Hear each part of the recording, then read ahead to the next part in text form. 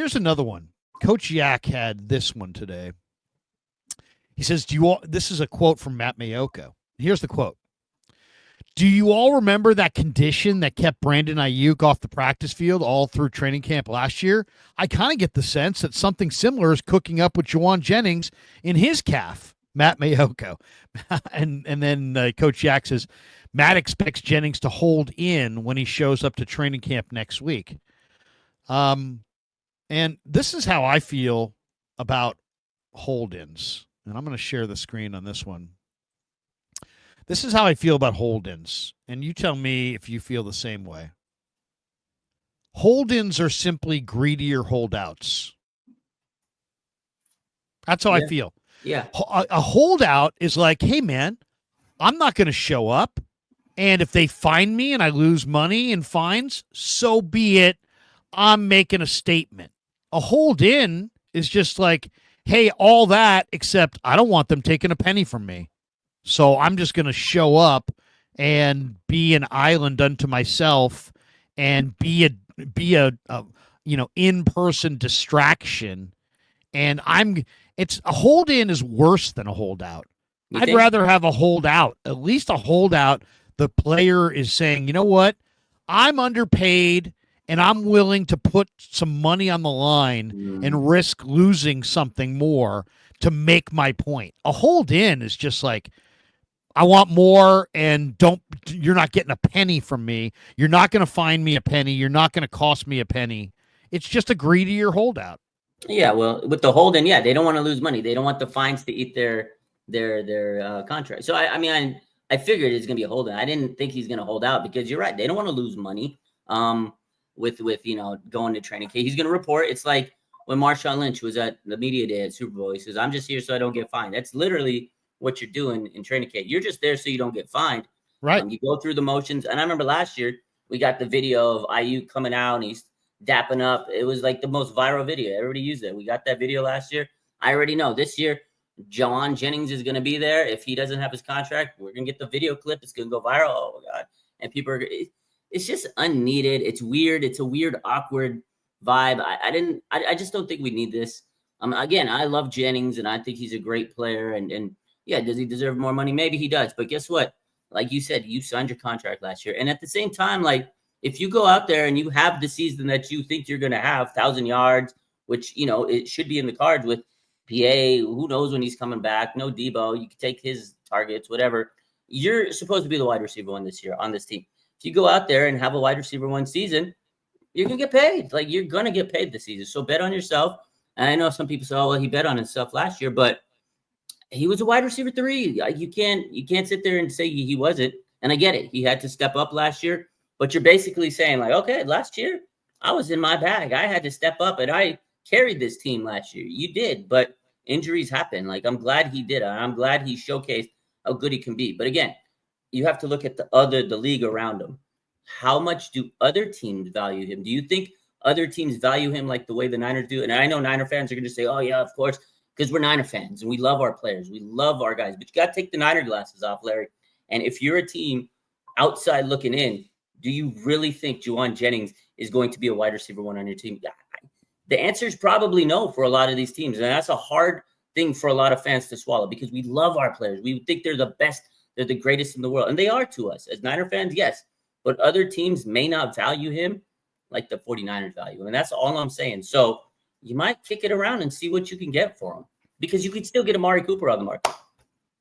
I mean, well, yeah, we'll get into the alternatives here in a second, but we'll share the screen because I'm a follower on X to this RSF 49ers site. I don't know if you know anything about it, but there's this. This is what you put out late. The last tweet you had. Several teams have reportedly inquired about 49er wide receiver Jauan Jennings.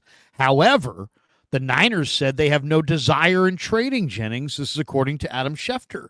Yeah. So what do you make here? It's like the Niners either must feel like they're going to do one of two things: ignore him altogether, and just say, hey, you got a contract, we're ignoring you, or that they're going to extend him and that they feel like they have some momentum with Rosenhaus to some conclusion as far as that's concerned. I can't imagine that he's asking for, 17, 18, 19 million a year, and they don't want to pay that.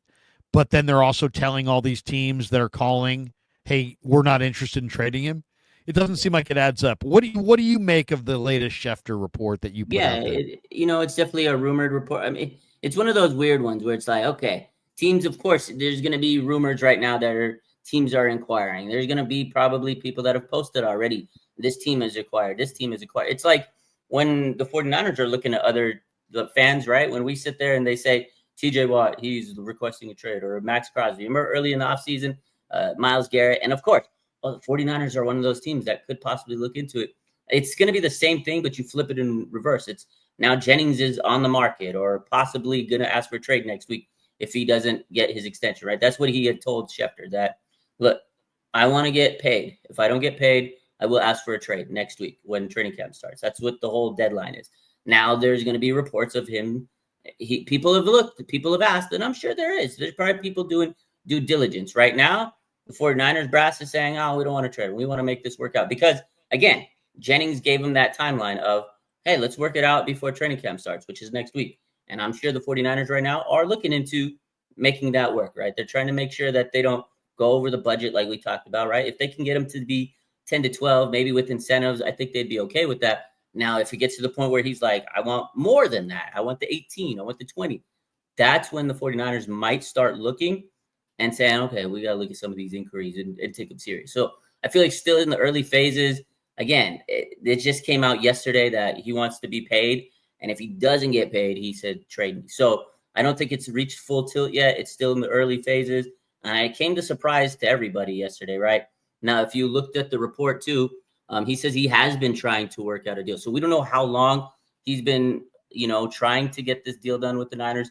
Again, this is all kind of new to us. So the timing also kind of makes a big difference in how long Jennings has been courting the Niners. I know the timing for us with this news is like, whoa, what the heck, 11th hour. But maybe it's been going on for a while. We just came to find out about it now. So you never know, because sometimes people don't find out, these source reporters like Schefter, these NFL breaking news guys, sometimes they don't find the news out till later, or sometimes they wait on a story. So because they have to get all the facts and dig deep and everything. So I think that's part of it. And a lot of it is just partly speculation. That's how it is at the offseason. There's some smoke and mirrors around. But as we get closer to next week, I think all the details will come out and we'll know a little bit more. As far as the marketplace right now, what complicates things, I think, on a lot of fronts, is the fact that there's a lot of free agent receivers still out there. I mean, Keenan Allen is out there. I mean, Keenan Allen has had a much better career than Jauan Jennings. I mean, if you asked 100 NFL personnel people who's better between Keenan Allen and Jauan Jennings, every single one of them is going to say Keenan Allen. So Keenan Allen went to Cal. He's a Bay Area guy. He's out there. If they want to sign Keenan Allen, they can. They want to sign Amari Cooper, they can. Gabe Davis is out there, and that's not the extent of it. I mean, Tyler Boyd, DJ Chark, Nelson Aguilar, Jamison Crowder, they're all out there. And then I did a whole breakdown the other day of every team's. I looked at every single team's depth chart in the NFL. At wide receiver, and there's a number of wide receivers that could be cut. Brendan Rice, Laviska Shenault, you name it. I mean, Derek Young from Seattle. There's a lot of receivers out there that could get cut. And then, Kansas City is very deep at receiver. The Jets are very deep at receiver. Green Bay, Bo Melton, Malachi Corley. All these guys are kind of on the bubble. So I get the feeling that there's going to be about 10 to 12 wide receivers of note when you consider guys who get cut and the veterans that are still unsigned. I would say there's going to be about a dozen guys out there at the cut down. So it's not that dire.